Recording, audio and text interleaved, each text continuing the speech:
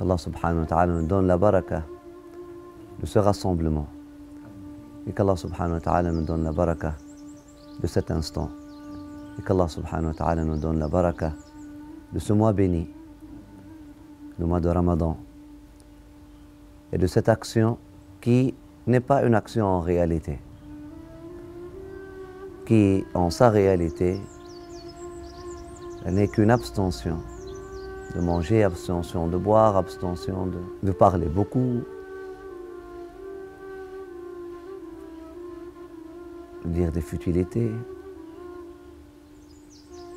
de perdre son temps, etc. Abstinence de tout excès. Un mois pour cultiver ce sabr, on l'appelle patience, mais aussi c'est un mois pour cultiver cet amour divin. Qu'Allah subhanahu wa ta'ala nous donne et vous donne la baraka de l'auteur de ce livre, Ihya Ulumuddin, Imam al-Ghazali, qui, comme dans toute affaire expliquée dans son livre, insiste à ce qu'on trouve les secrets, les actes d'adoration, des ibadat, afin que ces actes-là, ces routines-là ne deviennent pas des routines vides, afin que on puisse réaliser la raison d'être de chaque acte d'adoration, parce que le secret de quelque chose, c'est la raison d'être, c'est l'essence de quelque chose, c'est la finalité de quelque chose. Si vous voulez atteindre le secret de n'importe quoi, cherchez donc la finalité. Imam al-Ghazali nous explique les finalités, la valeur, l'honneur, les mérites du jeûne. Au nom de Dieu, le tout est très miséricordieux, le plus proche de nous que nous-mêmes, celui qui ne cesse de nous rapprocher à lui et de se rapprocher de nous. La louange est à Allah,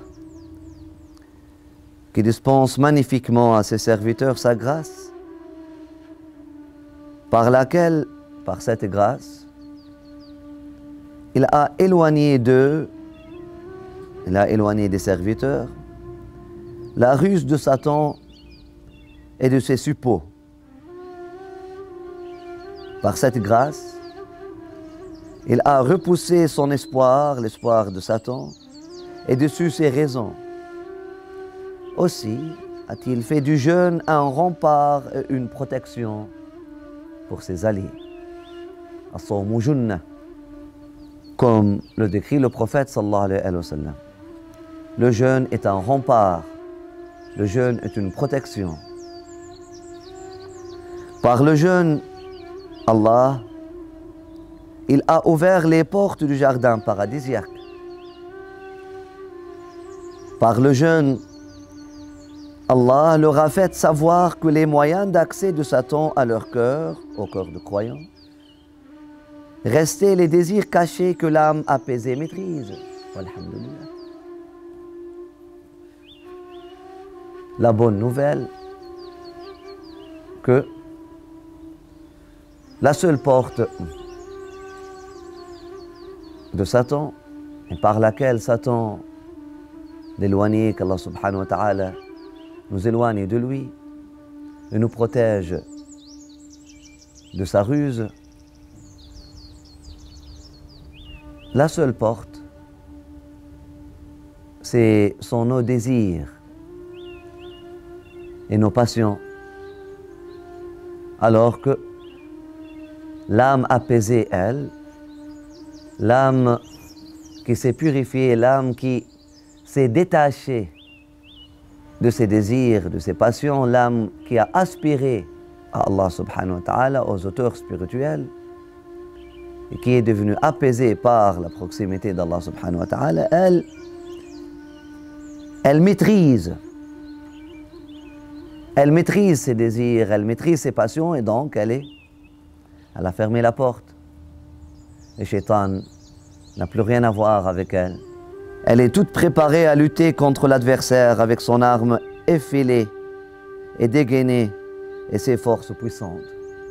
Car elle est mutma'inna, elle comprend qu'est-ce que cela veut dire Hasbunallah wa ni'mal wakil. Et celui qui prend Allah subhanahu wa ta'ala pour allié, qui peut le vaincre? Et celui qui prend Allah subhanahu wa ta'ala pour voisin, qui saura l'humilier? Que la paix, le salut, la lumière de notre Seigneur continue de nourrir la paix, le salut, la lumière et la vie éternelle de l'esprit de notre guide bien-aimé Mohammed, ainsi que notre connexion à lui et ses héritiers bénis au cœur sanctifié.